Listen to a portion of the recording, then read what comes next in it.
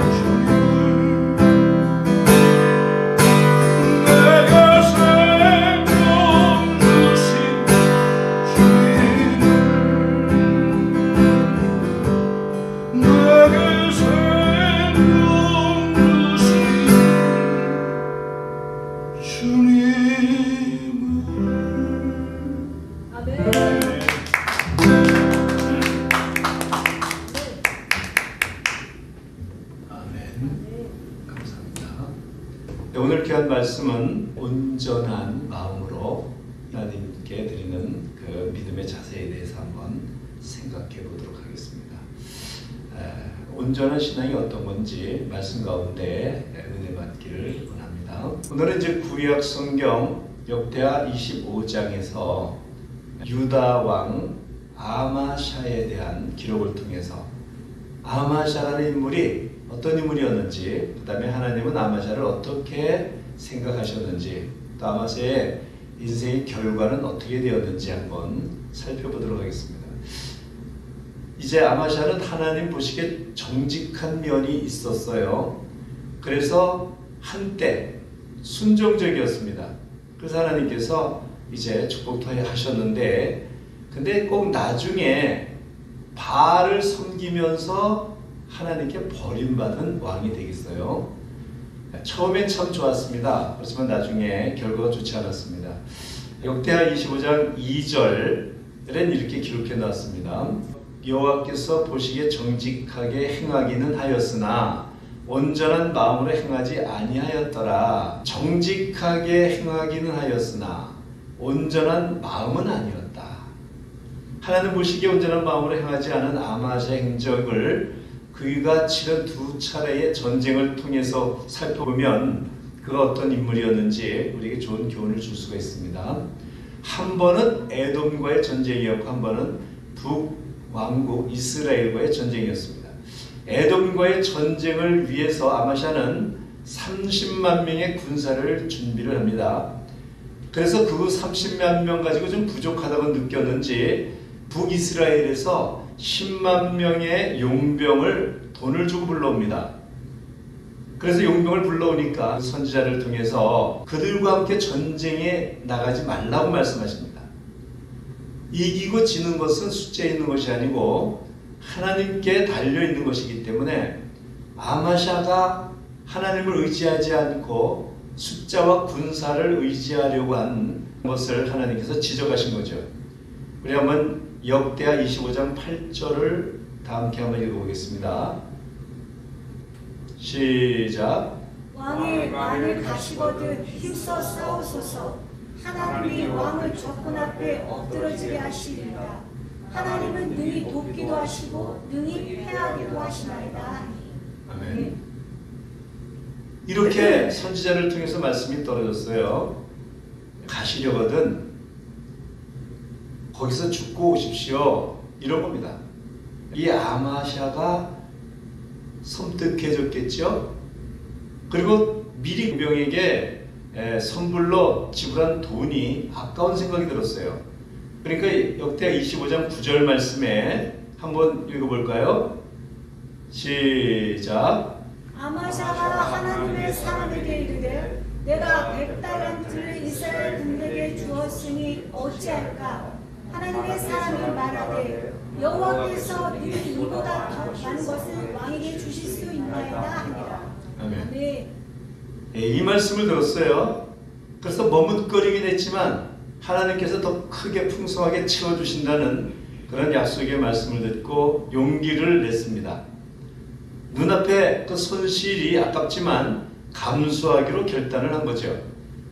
돈 몇 푼을 가지고 아까워하는 아마샤의 모습을 통해서 우리가 이렇게 보이는 것 같지 않습니까? 믿음으로 많이 드리고 충성하고 싶은데 주님의 은혜보다 나의 것, 내 마음을 먼저 헤아리게 되고 그리고 나의 것, 나의 결정을 선택하게 됩니다. 그래서 성령께서 어떤 충동과 메시지를 주실 때에 우린 그냥 억누르고 억제하고 맙니다. 이런 기회가 너무 많죠. 아마샤는 선지자의 말대로 담대하게 전투를 하러 나갔습니다. 하나님이 도우셨기 때문에 약속대로 크게 승리를 했어요. 그러니까 전쟁의 노획물만 챙겨도 용병들에게 지불한 것의 수십 배를 거둬들이게 됐겠죠. 그런데 여기까지가 참 좋았습니다. 그 용병들은 전쟁을 하면 거기서 노획물을 챙겨가지고 풍성하게 더 많이 가져갈 수 있는데 이걸 갖다 우리한테 기회를 뺏었다고 말이죠. 돌아가면서 유다의 성읍들을 약탈하고 3,000명이나 되는 사람을 죽이고 노략질하고 돌아갔어요. 그러니까 하나님께 묻지 않고 처음부터 이제 군대를 의지한 그 아마샤는 괜한 죄 없는 백성들이 이제 희생을 치르게 됐고 제사를 빼앗기게 된 거죠. 근데 여기까지는 그래도 봐줄 만한데 아마샤의 이 행동은 그 이후에 아주 큰 과오를 저지르게 됩니다. 에돔과의 전쟁에서 하나님의 역사로 승리를 했지만 돌아올 때에 에돔이 섬기던 신상들을 가지고 와가지고 자기 신으로 세우고 그것들 앞에 경배하면서 분향하기 시작했어요. 당시에는 전쟁에서 패배한 사람들의 신들이 그들을 버렸기 때문에 자기들 편이라고 생각을 해서 그 신상들을 가져다가 섬기는 그런 문화가 있었던 거죠. 그러니까 하나님의 백성이 이방 우상을 가져다 이제 그 앞에 경배하고 분향하는 것은 도무지 용납될 수 없는 것이죠. 우리가 이제 세상적인 방법을 가지고 어쩌다가 한번 큰 수입을 올렸어요. 그런데 그 다음서부터는 하나님께 묻질 않습니다. 왜냐하면 하나님께 물으면 여러 가지로 걸림돌이 많아요. 지켜야 할 것이 많고, 당연히 하나님께서 아마샤에게 진노하셨죠. 그래서 무명의 선지자를 그에게 보내셨습니다. 역대하 25장 15절, 16절 말씀을 우리가 한번 보겠습니다. 저 백성의 신들이 그들의 백성을 왕의 손에서 능히 구원하지 못하였거늘 왕은 어찌하여 그 신들에게 구합니까? 왕이 이 일을 행하고 나의 경고를 듣지 아니하니 하나님이 왕을 멸하시기로 작정하신 줄 아노라. 이건 무슨 청천벽력 같은 하나님의 엄미한 명령이 떨어졌어요. 하나님께서 전쟁에 이겼다고 순간적으로 교만을 떨면서 우매해지고 파멸하기를 자초한 아마샤를 그대로 버려두셨습니다. 하나님을 거역한 유다 왕 아마샤는 당시 이스라엘 왕 요아스에게 와라, 우리가 서로 대면하자. 한마디로 군사적 대결을 선포하는 이런 말이 되겠습니다. 이 전쟁을 발발시키는 남유다의 아마샤를 보면서 이스라엘 왕 요아스가 답변을 합니다. 역대하 25장 19절 말씀 한번 읽어보겠습니다. 시작. 내가 에돔 사람을 쳤다고 내 마음이 교만하여 자긍하는도다. 내 귀에나 있으라. 어찌하여 화를 자초하여 너와 유다가 함께 망하고자 하느냐나. 이 사람이 작은 승리를 거두고 난 다음에 기고만장해질 때가 이게 문제가 되는 겁니다. 그래서 성경에 섰다고 생각하느냐 넘어질까 봐 조심해라. 결국 유다와 이스라엘 사이에 전쟁이 일어났습니다. 그런데 아마샤의 군대가 아주 대패를 했어요. 교만해진 아마사는 이스라엘 왕에게 사로잡혔습니다. 이스라엘 군대는 하나님의 전 안에 모든 금과 은의 그릇, 왕궁의 재물 다 빼앗고 또 많은 사람들을 볼모로 잡아가지고 사마리아로 돌아갔어요. 그런데 아마샤를 죽이진 않았어요. 그러니까 하나님을 버린 교만한 아마샤, 결국 하나님께 버림받아 처절한 패배, 막심한 피해를 당하고 맙니다. 근데 이것이 끝이 아니었습니다. 그가 일으킨 무모한 전쟁과 굴욕적인 패배, 이것을 예루살렘 주민들과 유다 백성들이 받지 않겠습니까? 그래서 반역이 일어났어요. 그래서 도망을 쳤어요. 그런데 그 신하들이 끝까지 추격해가지고 죽게 만듭니다.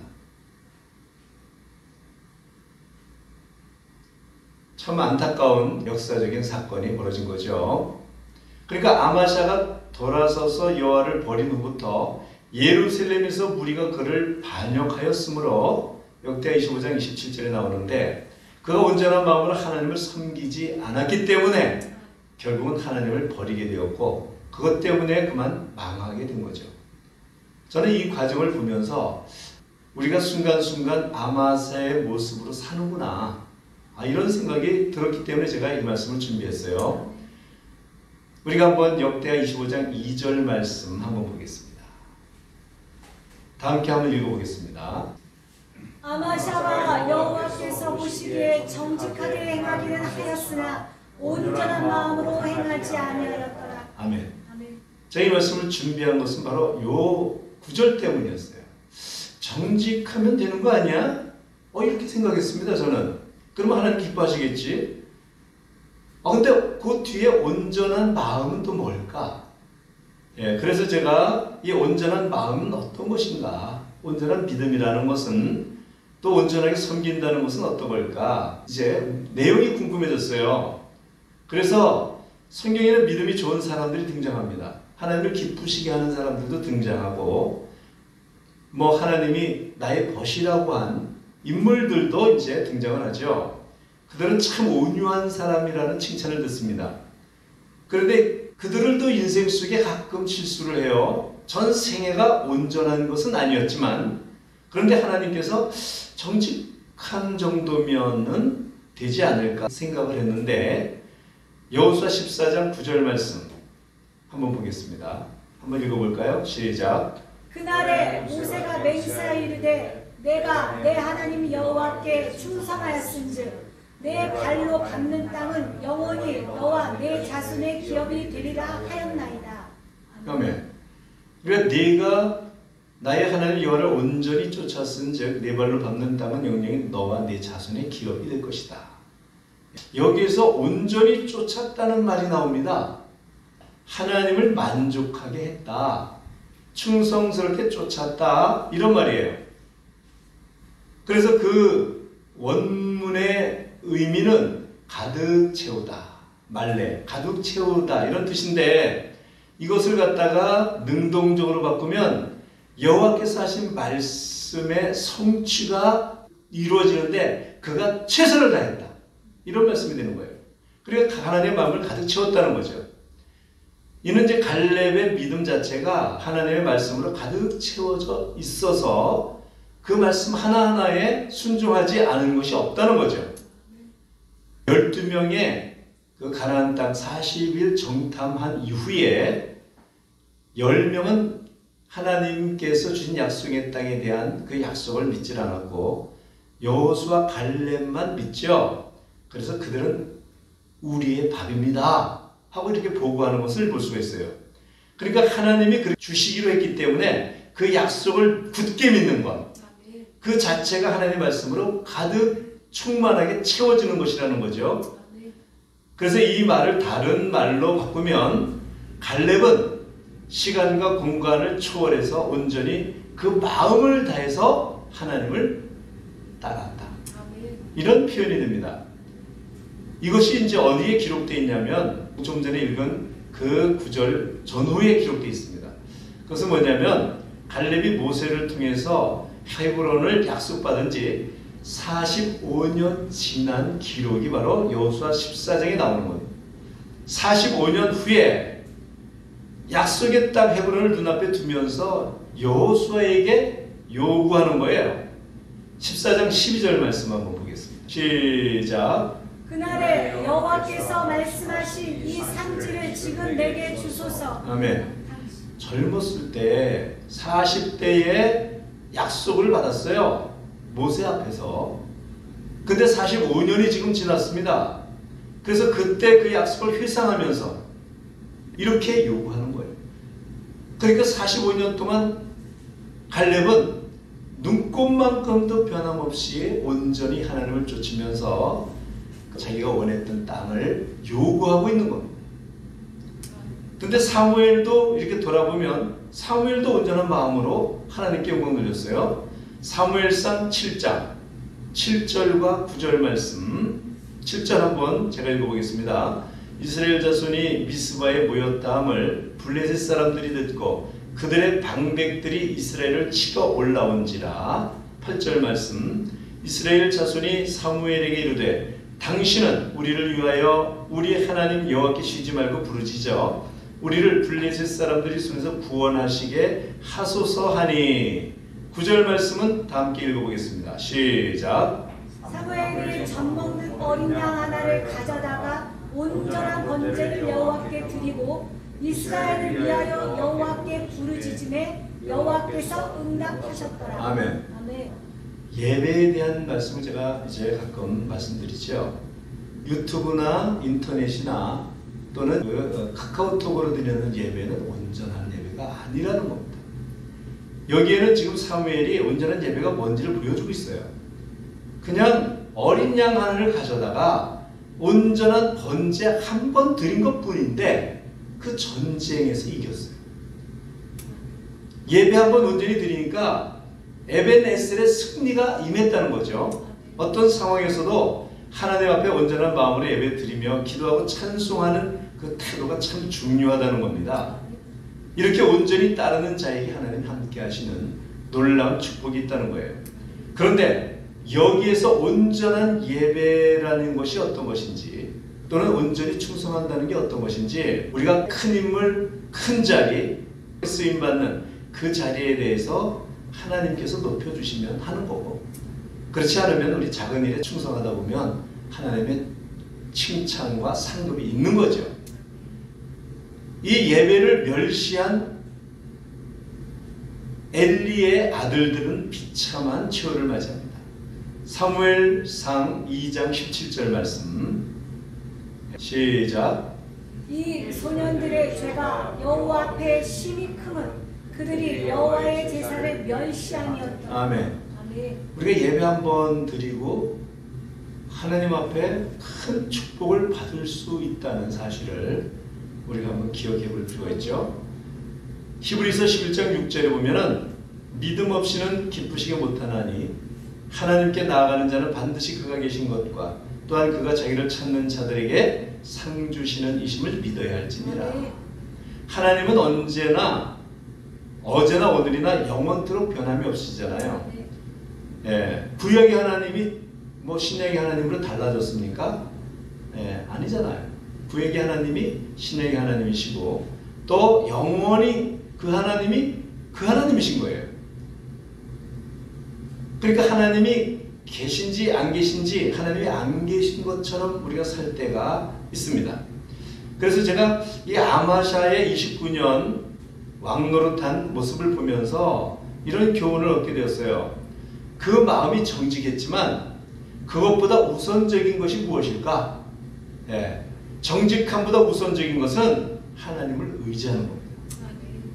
예, 전쟁에서 이제 자기가 숫자를 의지하려고 했는데 여기서 내린 결론이 정직함보다 우선되는 것이 하나님을 의지하는 거예요. 여러분, 야곱은 그렇게 정직하지가 못했어요. 야곱이란 이름 자체가 사기꾼임, 속이는 자의 뜻이지요. 그렇지만 하나님은 야곱을 통해서 하나님의 민족을 이룬 걸 우리가 볼 수가 있습니다. 그 다음에 정직함보다 더 우선적인 게 뭡니까? 주의 말씀을 귀담아 듣고 순종하는 겁니다. 아마샤는 선지자의 말을 귀담아 듣지 않았어요. 그리고 괜히 그냥 북왕국 이스라엘과 전쟁을 벌였다가 아주 그냥 패가 망했습니다. 그리고 정직함보다 우선적인 게 뭡니까? 따라합시다. 끝까지 순종하는 것이다. 끝까지 순종하는 것이다. 처음에는 좋았는데 나중에 달라졌어요. 아니 어떻게 하나님의 은혜와 능력으로 전쟁에서 이겼는데 패배한 적군의 신을 갖다가 하나님 대신 섬길 수가 있느냐 이겁니다. 이게 얼마나 웃기고 무모하고 어리석고 우매합니까? 그런데 우리가 정말 교만해지거나 이제 세속적인 마음이 우리 속에 커 있으면 우리가 이거 얼토당토하는 이런 짓을 저지르게 돼 있어요. 사람이. 예수님 말씀에 하늘에 계신 너희 아버지 온전하신 것 같이 너희도 온전하라. 우리가 하나님처럼 될 수는 없지만 그것은 바로 성령 안에서 아멘. 말씀대로 아멘. 우리는 항상 우리 마음속에 죄악을 생각하고 우리 생각과 우리 마음과 우리의 모든 행동은 부족합니다. 그렇지만 제가 말씀드린 것처럼 정직함보다 우선되는 게 뭘까? 하나님을 의지하는 것이고 말씀을 귀담아 듣고 순종하는 것이고 그리고 끝까지 변하지 않는 것이다. 이것이 신실함이라고 그래요. 이것다가. 그래서 하나님을 닮는다는 건 온전히 섬긴다는 건 신실함이에요. 변하지 않는 것. 눈앞의 상황과 환경과 사람의 생각과 판단이 아니고 순도 100%의 온전한 신앙은 그냥 하나님 말씀을 온전히 믿고 따르고 순종하고 그 다음에 하나님 기뻐하는 예배를 드리고 아멘. 할렐루야 아멘. 찬송을 드리는 겁니다. 문관철 집사님 찬송을 이렇게 드릴 때 참 중심으로 드리는 게 느껴져요. 아멘. 깊은 울림이 있고 아직 기타가 세련되게 익숙하진 않아도 그 하나하나 그 기타 칠 때마다 얼마나 그 정성을 다해서 치는지 연습을 얼마나 많이 했는지 저 그걸 알거든요. 그렇게 기타 전주하고 간주하는 연주가 어렵습니다. 이 기타가 참 어려운 걸 제가 알기 때문에 그래서 그 마음의 울림이 참 큽니다. 하나님께서 아주 즐겁게 기쁘게 받으신 걸로 믿습니다.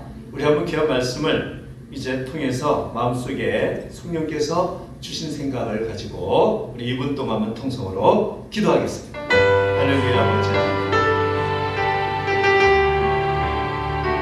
아버지 하나님 감사합니다. 아버지 하나님 고맙습니다. 우리가 이렇게 부족한데도 불구하고 우리가 이렇게 연약한데도 불구하고 우리 하나님은 나를 붙잡아 주셨고 인도해 주셨습니다. 걸어가신 아버지 하나님 오늘 우리의 모습을 보며 정말 어제를 기억하지 아니하시는 우리 하나님의 은혜를 생각하면 말할 수 없는 감사가 넘칩니다. 우리가 찬송 드릴 때에 기도할 때에 예배를 드릴 때에 온전하게 예배드리고 감사하고 찬송할 수 있도록 주님 인도하여 주옵소서. 생활 속에 우리 부족한 것이 시간마다 드러나고 말하는 것이 또 행동하는 것이 아버지 하나님이시 너무나 연약하고 부족하지만 그것보다 더 하나님 기뻐하시는 건 오직 주님을 의지하며 아버지 하나님이시여 끝까지 믿음으로 순종하고 말씀대로 따르는 것을 아버지 기뻐하시는 줄 믿습니다.